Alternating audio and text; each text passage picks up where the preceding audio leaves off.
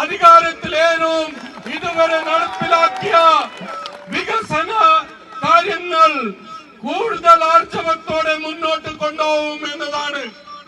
പ്രതിപക്ഷത്തിന് നമ്മൾ എണ്ണി പറയുന്ന വികസനത്തെ പറ്റി ഒന്നും പറയാനില്ല, ക്ഷേമ പെൻഷനെ പറ്റി പറയാനില്ല, വയനാട്ടിലെ ടൗൺഷിപ്പിനെ പറ്റി ചോദിച്ചാൽ ഒരക്ഷരം മിണ്ടാനില്ല. അവരോടാണ് LDF ഇത് ഈ നാട്ടിന്റെ ജനതയുടെ ഒരു സമരമാണ് ഈ തെരഞ്ഞെടുപ്പ്. ഈ നാട് മുന്നോട്ട് തന്നെ പോവും.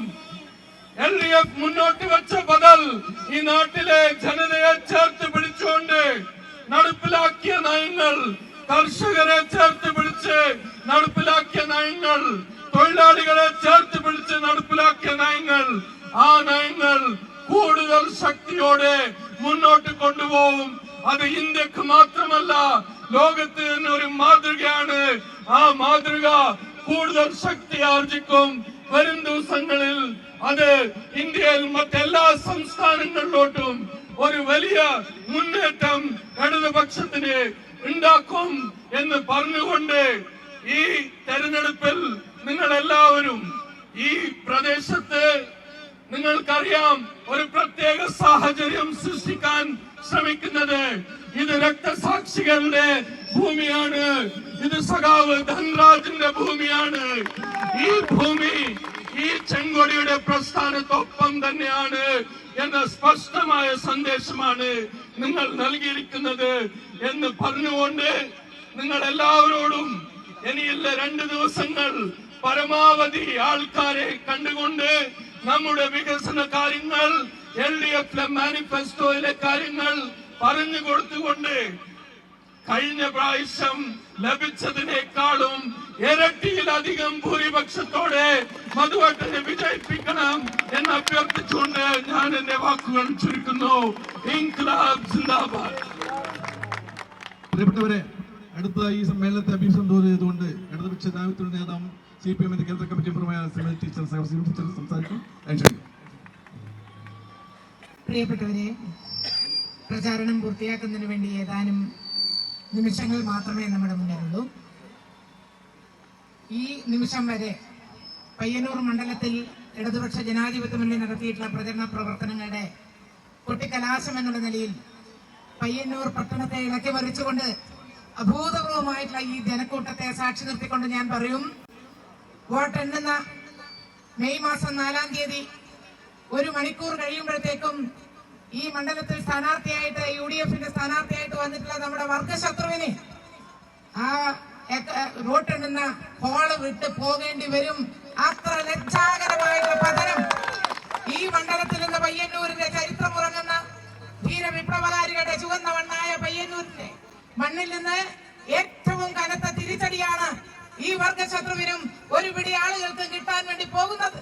നമ്മുടെ പ്രിയപ്പെട്ട മധു ഏറ്റവും ഉജ്ജ്വലമായ അഭിമാനകരമായ പയ്യന്നൂരിന്റെ ചരിത്രത്തിൽ ഏറ്റവും ഉജ്ജ്വലമായ ഒരു വിജയം മെയ് 4-ാം തീയതി വോട്ട് എണ്ണുന്നത് വഴി നമുക്ക് ലഭിക്കും. പ്രിയപ്പെട്ടവരെ, അന്ന് കാണാം, നമുക്ക് ഒറ്റക്കെട്ടായി അന്നത്തെ ദിവസം ഈ പയ്യന്നൂരിന്റെ മണ്ണിൽ ഒന്നിച്ചുകൂടാം എന്ന് മാത്രം പറഞ്ഞുകൊണ്ട് ഞാൻ എന്റെ വാക്കുകൾ അവസാനിപ്പിക്കുന്നു. അരിവാൾ ചുറ്റിക നക്ഷത്രം, അതാണ് നമ്മുടെ അടയാളം. അടുത്തതായി നമ്മുടെ പ്രിയങ്കരനായ സ്ഥാനാർത്ഥി TA മൻസൂസൻ സംസാരിക്കും. അദ്ദേഹം